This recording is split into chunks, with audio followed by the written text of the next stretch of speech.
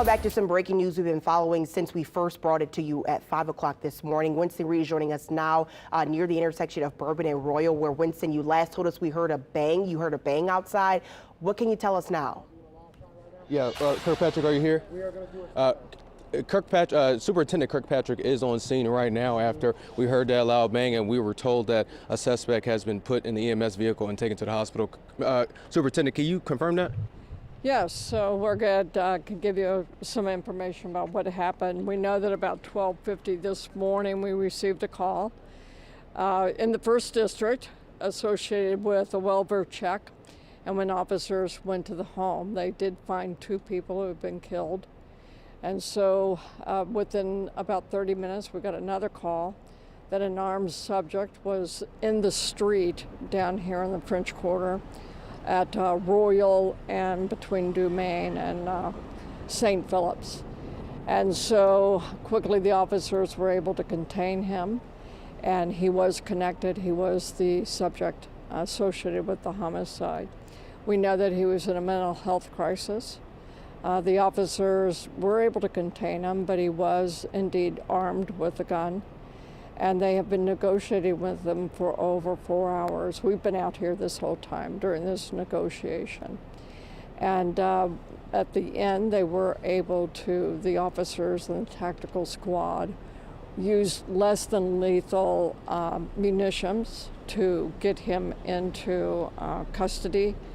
There was one live round that was also, he did shoot at our officers in the end.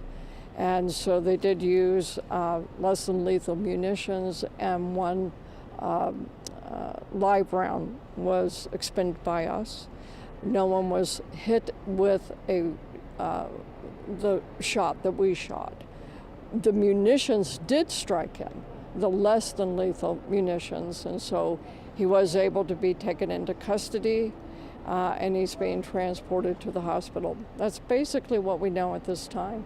Can you speak on the connection between the suspect and the 2 homicide victims? Well, we know that he's connected and that he was armed with a weapon, and it was his roommates.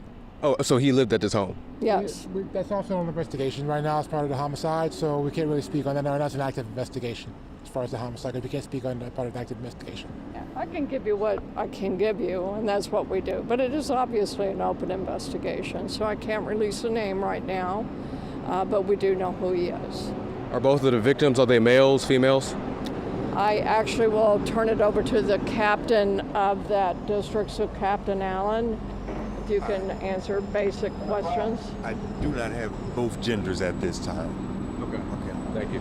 Yeah. Superintendent, thank you so much, and we'll get more information as we learn more. Yeah.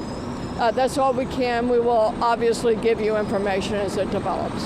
So. All right. Thank you. All right, so we just spoke with Superintendent Ann Kirkpatrick, who told us that a suspect has been arrested. That suspect is actually on the way to the hospital following what we are told is a homicide investigation.